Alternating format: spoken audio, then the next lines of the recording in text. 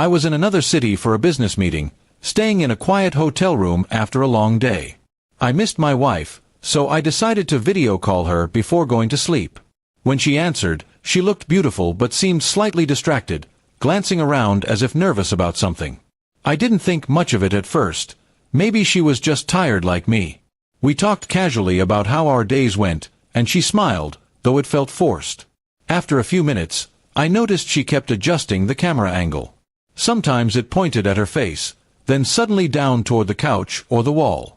I asked if everything was okay, and she said, "Yeah, just the internet's lagging a bit."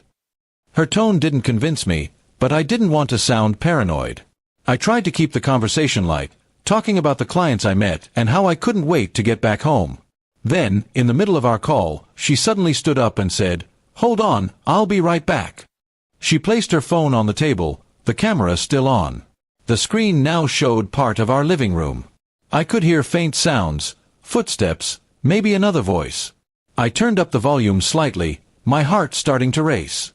For a few seconds, everything was silent except the faint hum of the ceiling fan. Then I heard it, a man's voice, quiet but unmistakable. My stomach twisted. I froze, staring at the phone, praying I was imagining it. I wanted to believe it was the TV, but she never left it on during our calls. "Who was that?" I whispered to myself. The voice spoke again, something about being quick, and he's still on the call. My blood ran cold. I could feel my chest tighten, my breath coming shorter. I didn't want to believe what my mind was already telling me.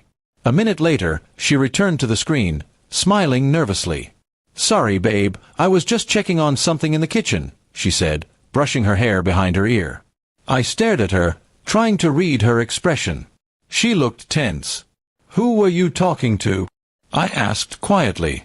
Her eyes widened for a split second before she forced another smile. "No one, why?" I didn't answer.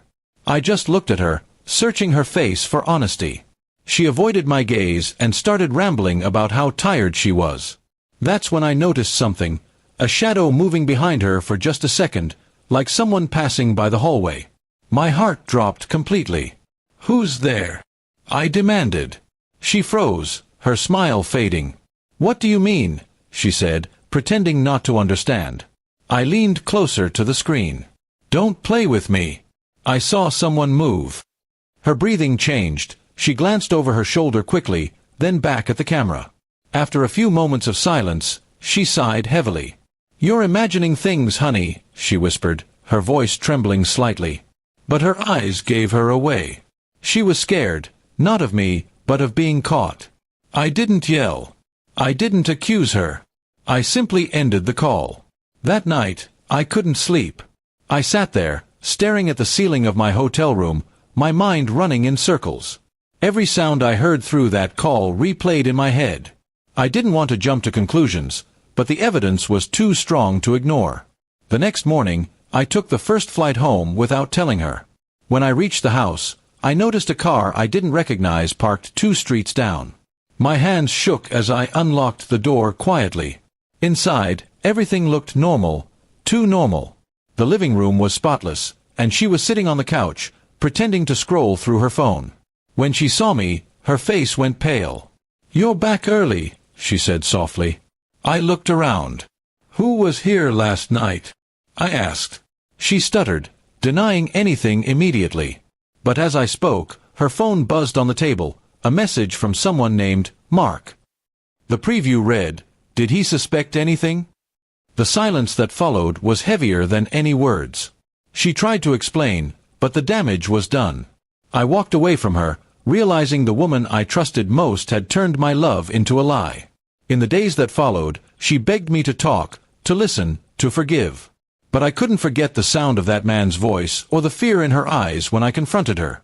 Some things, once broken, can't be repaired. I filed for separation soon after. I didn't shout, didn't curse, I just walked away. The video call that night showed me everything I needed to know without her saying a single word.